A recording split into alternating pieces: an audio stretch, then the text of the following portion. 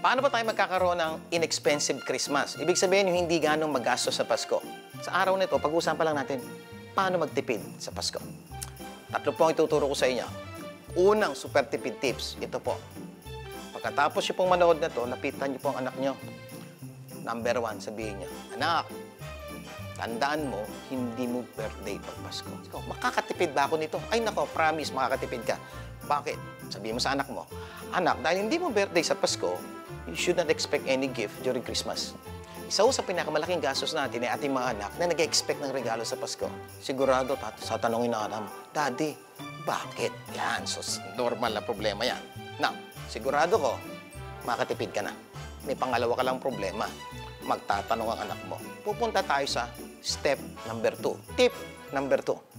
Anak, sino ba ang may birthday sa Pasko? Ay, sigurado ko alam na alam ng anak mo yon, si Jesus Christ. So, pangalawang sasabihin mo sa anak mo, "Anak, sa Pasko ang may birthday si Jesus Christ, hindi ikaw."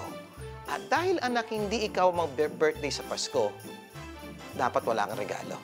Tanungin mo sa anak mo, "Anak, sino kaya ang dapat may regalo pag Pasko?" Ay, sigurado ko matalino anak mo.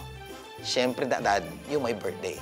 Siguro tatanungin ng anak mo, "Dad naman, ano pwede mong ibigay kay Jesus?" Halos lahat ng bagay nasa kanya na. Sabi ng anak mo. Pangalawa, "Dad, ano ibibigay kong gift kay Jesus?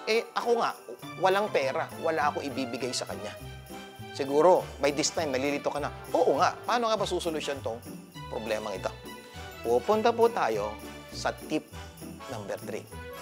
Sabihin mo sa anak mo, "Anak, tama ka. Lahat ng bagay na kay Jesus." At tama ka rin, anak. Wala kang pera, ano yung regalo mo kay Jesus? Pero anak, tandaan mo, hindi lahat na kay Jesus. Meron ka anak na wala pa siya. Siguro by this time, litong-lito ka na at litong-lito na rin anak mo kung nakikinig. Ano ba'y meron tayo na wala kay Kristo? Yung buhay po natin. Ang aking pong suggestion this Christmas, paalala sa anak mo, hindi niya birthday. Si Jesus ang may birthday at dapat tayo magbigay ng regalo.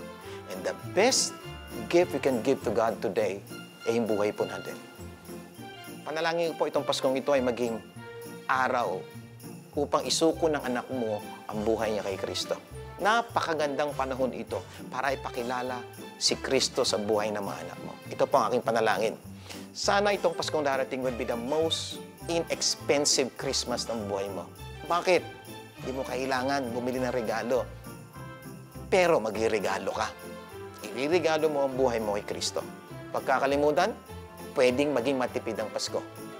At tandaan, pwedeng itong Paskong to ang pinakamasayang Pasko sa buhay mo.